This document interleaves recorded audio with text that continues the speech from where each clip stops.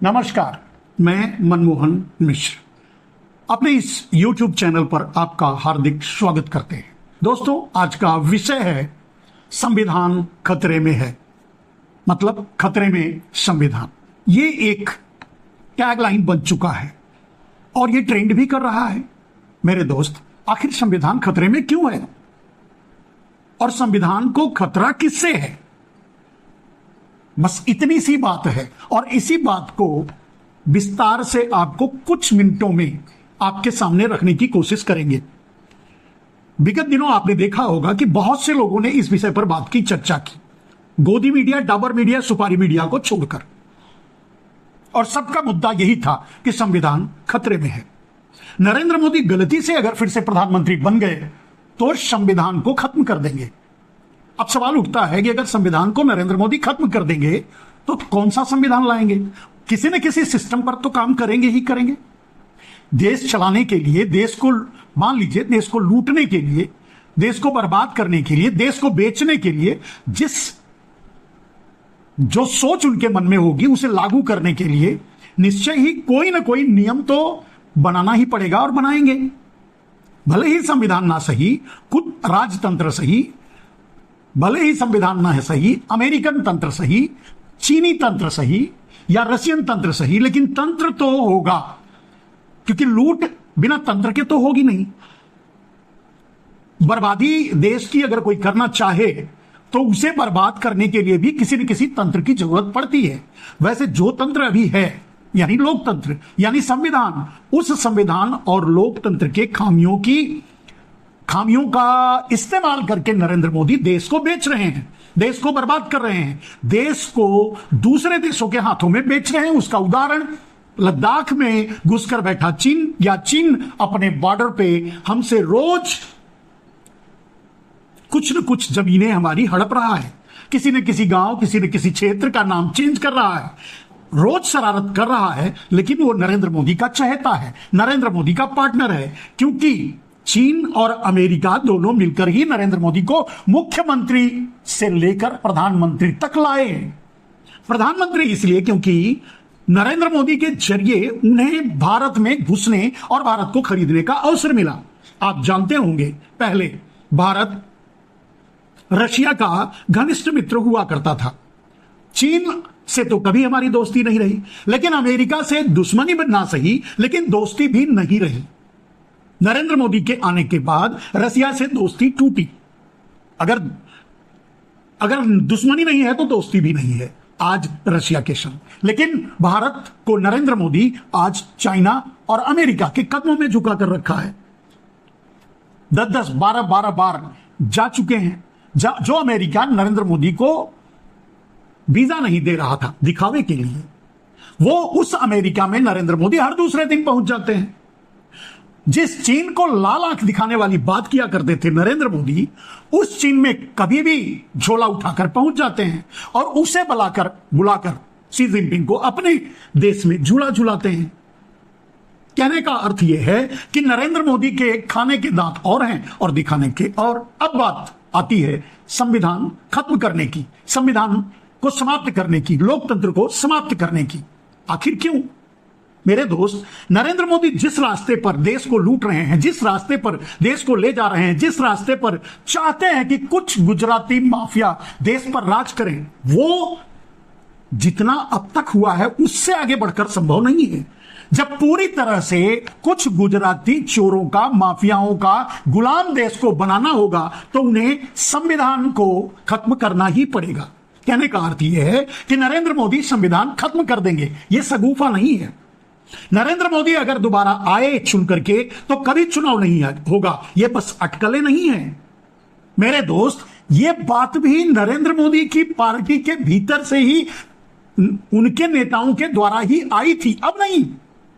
जब नरेंद्र मोदी 2014 में प्रधानमंत्री बने, उसके बाद दूसरा चुनाव जब आया, फिर से प्रधानमंत्री बनने की बारी आई 2019 में, कैसे बने उस पर नहीं जाते हैं, आई उससे पहले करीब 5-6 महीने पहले, 7 महीने पहले नरेंद्र मोदी इस कोशिश में थे कि जितने लोग उनके थोड़े बहुत संसदीय दलों की बैठक में थोड़ा बहुत विरोध करते हैं, आवाज उठाते हैं या कुछ सवाल करते हैं, उनके टिकट काट दिए जाए। ठीक है, तो उनके टिकट काट दिए गए। एक नाम जैसे साक्षी महाराज उनमें से एक, बस उदाहरण के लिए दे रहा हूं, ऐसे बहुत से लोग हैं, बहुत लोगों का नाम लेना ठीक भी नहीं, क्योंकि आज वो बड़े पदों पर हैं, एक एक प्रदेश संभाल रहे हैं, उनका नाम लेना ठीक नहीं है, लेकिन बात यही थी। तो जिनके टिकट कट गए वो बाहर आकर मीडिया में प्रेस कॉन्फ्रेंस करके ये बताने लगे कि नरेंद्र मोदी तो संसदीय दल में की बैठक में ये चाहते थे कि भारत के संविधान को खत्म किया जाए और भारत में अमेरिकन या चाइनीज सिस्टम लागू किया जाए, यानी नरेंद्र मोदी ही आजीवन भारत के प्रधानमंत्री या राष्ट्रपति रहे। इस तरह के बड़े बदलाव का संकेत वो अपनी संसदीय दल की बैठक में दिए थे, जिसके कारण साक्षी महाराज जैसे लोग सामने आकर के, जब उनका टिकट कट गया, खिसिया करके बोल रहे थे प्रेस कॉन्फ्रेंस करके कि नरेंद्र मोदी संविधान को खत्म कर देंगे, नरेंद्र मोदी अगर दोबारा 19 की बात कर रहा हूं, दोबारा चुन के आ गए तो आगे चुनाव नहीं होगा। ये सारी बातें उनके अपने संसदीय दल से बाहर आई हैं। कुछ विश्वस्त सूत्रों से जो ज्ञात हुआ वो छोड़ दीजिए, खुल करके सामने उन्हीं के दलों से, उन्हीं के संसदीय मंत्रियों से नहीं, संसदीय सदस्यों से, संसद सदस्यों से बाहर आया, क्योंकि उनका टिकट कट चुका था। लेकिन नरेंद्र मोदी इसी डर से कि सब पोल पट्टी खुल जाएगी, उनके इरादे सबको पता चल जाएंगे, उन्होंने अपने इरादे को ड्रॉप किया और उनका टिकट भी नहीं काटा। ऐसे लोगों का, उनमें बहुत से लोग थे, बार बार कह रहा हूं, तो उनका टिकट भी नहीं काटा। यह बात तब की है जब 2019 का चुनाव नहीं हुआ था।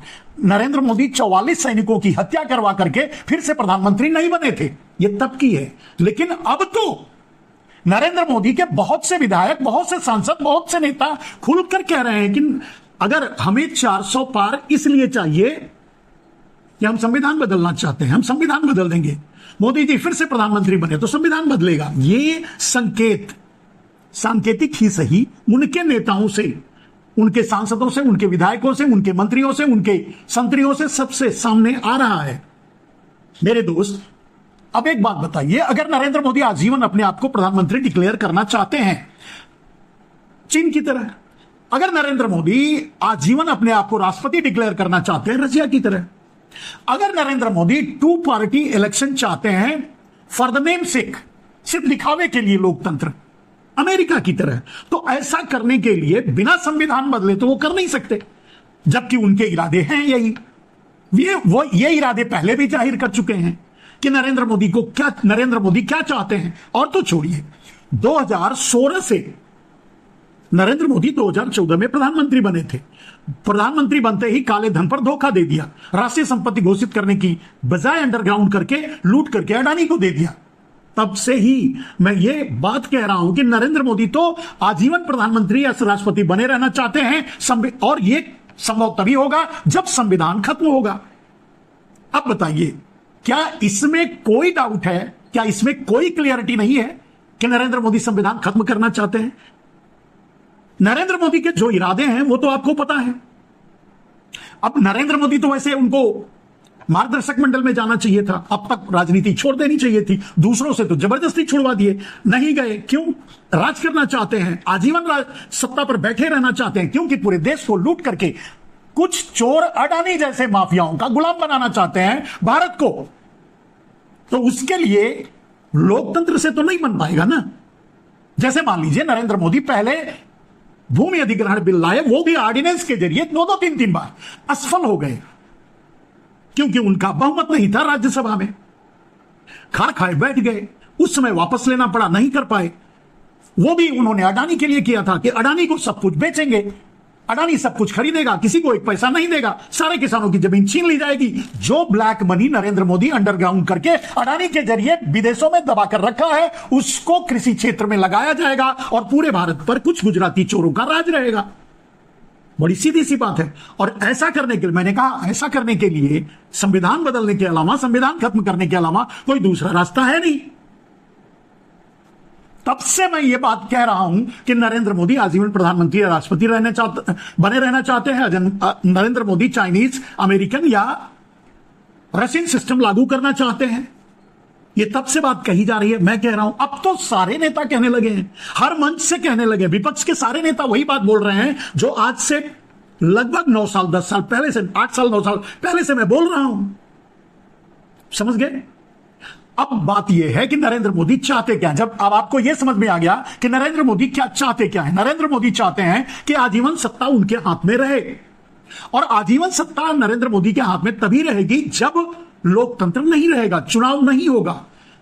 और लोकतंत्र नहीं रहेगा, चुनाव नहीं होगा, उसके लिए संविधान खत्म करने के अलावा कोई दूसरा रास्ता नहीं है। संविधान में आमूलचूल परिवर्तन या संविधान को एकदम से निरस्त कर देना, रद्द कर देना, इसके अलावा कोई रास्ता है नहीं। अब जब यह तय हो गया कि नरेंद्र मोदी के इरादे क्या हैं, नरेंद्र मोदी के इरादे आजीवन सत्ता पे बने रहना है और पूरे देश को बेचकर कुछ गुजराती माफियाओं की जेबें भरना है। और ये जेबें गुजराती माफियाओं की नहीं, अपनी भर रहे हैं। उसी पैसे से बाद में चाहते हैं कि देश को लूटते रहें, राज करते रहें, और देश कुछ गुजराती माफिया, सभी गुजरातियों की बात मैं कभी नहीं करता, कुछ गुजराती माफियाओं का गुलाम बनकर रहे। यही है नरेंद्र मोदी का गुजरात मॉडल और यही है नरेंद्र मोदी का इरादा। दो बात क्लियर हो गई, नरेंद्र मोदी क्या चाहते हैं और क्यों चाहते हैं, सीधी सी बात। अब थर्ड पॉइंट आप समझ लीजिए कि यह तभी संभव है जब वो संविधान बदलेंगे, जब वो संविधान खत्म करेंगे, जब वो रशियन सिस्टम लाएंगे, जब वो चाइनीज सिस्टम लाएंगे, जब वो अमेरिकन सिस्टम लाएंगे। भारतीय सिस्टम में तो नहीं होगा, भारतीय लोकतंत्र में तो नहीं होगा, भारतीय संविधान में तो नहीं होगा नरेंद्र मोदी का यह मंसूबा पूरा। और इसीलिए चाहते हैं नरेंद्र मोदी कि वो फिर से सत्ता में आए और 400 पार लेकर आएंगे नहीं, लेकिन उनके इरादे यही हैं। 400 पार का नारा क्यों दिया नरेंद्र मोदी ने? 400 पार का नारा दिया, अब की बार 400 पार, ठीक है, लेकिन उसकी व्याख्या उनके नेताओं ने की कि 400 पार क्यों चाहिए भाई, बिना 400 पार के संविधान को खत्म नहीं किया जा सकता, ठीक है। तो उनके नेताओं ने उसकी व्याख्या भी कर दी। अब भी अगर आपके मन में कोई शंका है तो मैं कुछ नहीं कर सकता।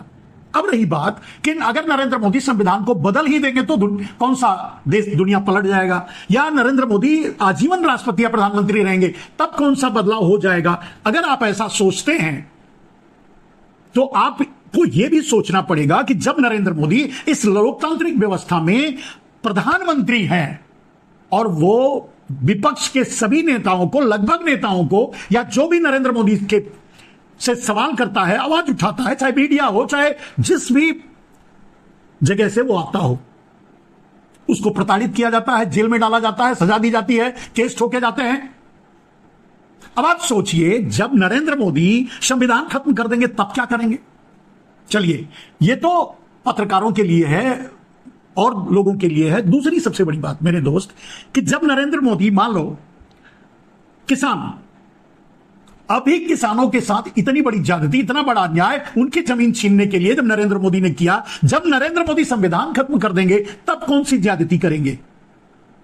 अभी जब किसानों पर उनकी जायज मांग, उनकी न्यायपूर्ण मांग, नरेंद्र मोदी के ही मुंह से निकली हुई बात को पूछने के लिए निकले घर से कि चलो दिल्ली, उन पर गोलियां चलाई गई, उन पर आंसू गैस के गोले छोड़े गए, किले ठोकी गई, दमन किया गया। अब सोचिए जब संविधान खत्म कर देंगे तब क्या करेंगे। सोचिए, और एक मुद्दा कि 80 करोड़ लोगों के हाथों में नरेंद्र मोदी ने भीख का कटोरा थमा दिया है। जब नरेंद्र मोदी अकेले सब कुछ हो जाएंगे और कुछ गुजराती चोरों का राज होगा भारत पे, तब क्या करेंगे। अभी तो कटोरा थमाए हैं नरेंद्र मोदी, बाद में वो भी छीन लेंगे, वो भी नहीं रहने देंगे, फिर आप क्या करोगे। मेरे दोस्त, सिर्फ यही तक नहीं, मजदूर युवाओं को नौकरी नहीं दे पा रहे हैं, जहां से नौकरी मिल सकता था उस संस्था को ही खत्म कर दे रहे हैं, जहां अडानी को बेच दे रहे हैं, प्राइवेटाइजेशन कर दे रहे हैं। यानी नौकरी की कोई व्यवस्था नरेंद्र मोदी के हिसाब से, नरेंद्र मोदी की सरकार में युवाओं के लिए नहीं है। एक जगह बची थी जहां सेना में युवा भर्ती होने के लिए जाते थे, होते थे, वहां भी इनके अपने भाई बंद नहीं जाते। इन्होंने उसे भी अग्निवीर बना दिया। 4 साल में घर आओ, बैठ जाओ, 4 साल की वॉचमैनी करो और अपने घर आ जाओ। कोई फैसिलिटी, कोई सुविधा नहीं, यहां तक कि सैनिक का दर्जा भी नहीं। यह भी जान लीजिए क्यों।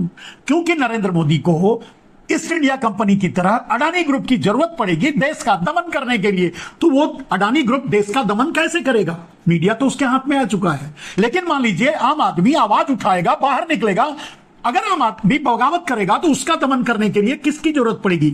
सेना की। नरेंद्र मोदी चाहते हैं कि अडानी ग्रुप प्राइवेट सेना बनाए, अडानी प्राइवेट सेना बनाए, मुडानी प्राइवेट सेना बनाए, यानी कुछ गुजराती माफिया प्राइवेट सेना बना करके देश पर राज करें। जब यहां की सेना इनके विरोध में खड़ी हो जाए, इनकी नीतियों का विरोध करे, तो उनका भी दमन करने के लिए सेना से भी लड़ने के लिए ये तैयार हैं, तैयारी कर रहे हैं। इतने खतरनाक इरादे किसके हो सकते हैं मेरे दोस्त? और इसके बाद भी अगर आपको लगता है कि संविधान खतरे में नहीं है, तो मैं क्या बोल सकता हूं? अगर इसके बाद भी आपको लगता है कि 80 करोड़ उन लोगों को जो कटोरा लेकर भीख की लाइन में खड़े हैं मुफ्त अनाज के लिए, कि उनका कटोरा छीनेगा नहीं, तो मैं क्या कर सकता हूं?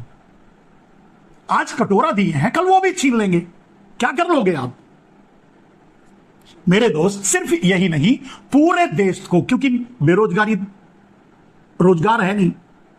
नरेंद्र मोदी ने पोर्ट, एयरपोर्ट, रेल, बिजली, पानी, खाद्यान्न, किसानों के लिए यूज होने वाले संयंत्र, बीज, खाद, सब कुछ अडानी को बेच दिया। अडानी अकेले मालिक हो गया। सीमेंट, माने कोई इंडस्ट्री अडानी के बगैर नहीं चल सकती।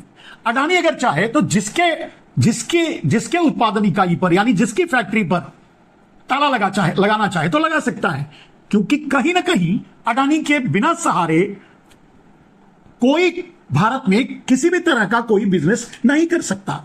ये अब तक की व्यवस्था है नरेंद्र मोदी की। आगे चल करके जो बिजनेस कर रहे हैं, जो बिजनेसमैन अपने आप को मानते हैं, जिनका संयंत्र है, संस्थान है, जिनकी फैक्ट्रियां हैं, वो उनकी रहेंगी, इसकी कोई गारंटी नहीं है। जब चाहेंगे अडानी हड़प लेंगे। कैसे? चलिए, एक इंडियन एयरलाइंस समझ लीजिए, एयर इंडिया समझ लीजिए, जेट क्या बोलते हैं, इंडिगो समझ लीजिए, कोई भी प्राइवेट एयरलाइंस अगर है, अडानी बोलेगा मेरे एयरपोर्ट पे आपको नहीं उतरना, उतरोगे तो इतना पैसा दोगे। वो बोलेगा मैं कहां से दूंगा, फिर तो मुझे प्रॉफिट ही नहीं होगा। तो बोलेगा मैं क्या कर सकता हूं, आप अपनी हवाई जहाज को हवा में रखो, हमारे एयरपोर्ट पे मत उतारना। मजबूरन वो आदमी सरेंडर कर देगा, बोलेगा भैया ले लो, जो देना है वही दे दो। वो बोलेगा नहीं दूंगा।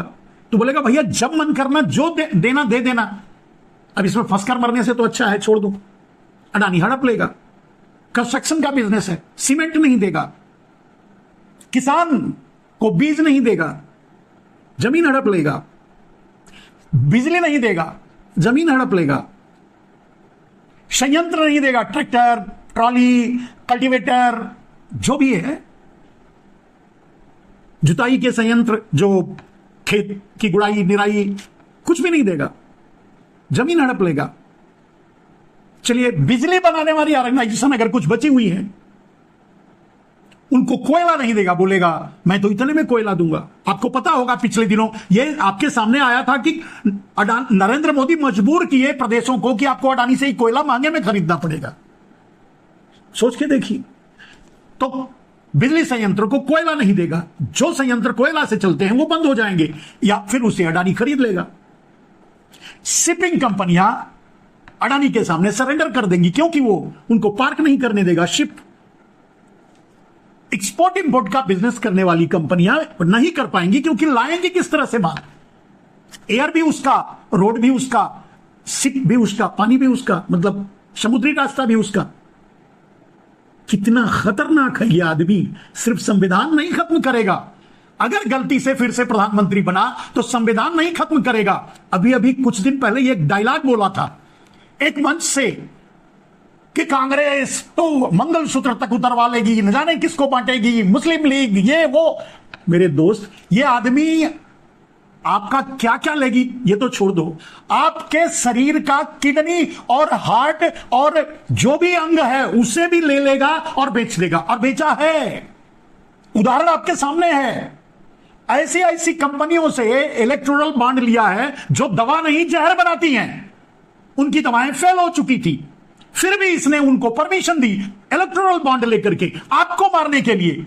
आपको यह आदमी सिर्फ संविधान नहीं खत्म कर रहा, यह आदमी तो आपको मार रहा है खुलेआम, और इसके प्रमाण सामने हैं इलेक्टोरल बॉन्ड के जरिए।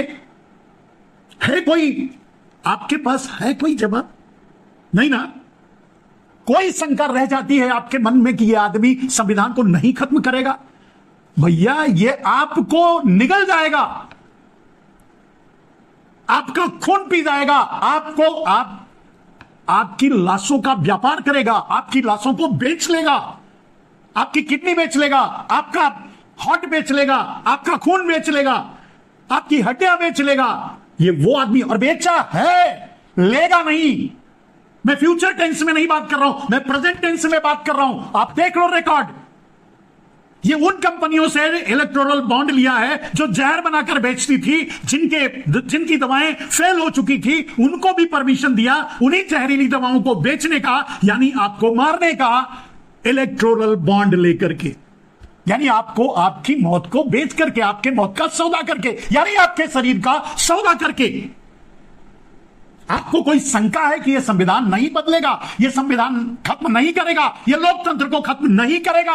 जिसे यह शंका है वो अपनी शंका इलेक्टोरल बॉन्ड की लिस्ट देख करके, लेन देन देख करके, किसको कैसे कहां कौन सा फायदा उठाया, ऐसे ऐसे आदमियों से इसने चंदा लिया, इलेक्टोरल बॉन्ड लिया, जो देश के लिए खतरा है, जो देश के दुश्मन है, विदेश से, चीन से लिया है, पाकिस्तान से लिया है। और क्या लेगा यार? ये आदमी दूसरी विपक्ष को बोलता है कि वो आपका ये ले लेंगे, वो ले लेंगे। अरे वो लेंगे नहीं लेंगे ये तो भविष्य की बात है। तू तो ले चुका भैया, तू तो किडनी ले ली, दिल ले लिया, हार्ट ले लिया, दिमाग ले लिया, शरीर ले लिया, हड्डी ले लिया, सब कुछ ले लिया। तू तो ले लिया। उनके लिए आरोप लगा रहा है कि ले लेंगे, और तू तो ले लिया, उसका प्रमाण मौजूद है इलेक्टोरल बॉन्ड के जरिए। चलिए, अगर आपको समझ में आया हो तो संविधान को खतरे में जानकर इस वीडियो को लोगों तक पहुंचाने की कोशिश करें। मेरी बात अपनी भाषा में, अपने तरीके से लोगों को समझाएं, लोगों को बताएं, देश को बचाएं, संविधान को बचाएं। इस भारत राष्ट्रवादी होने का अपना धर्म निभाएं, इस देश की रक्षा करें।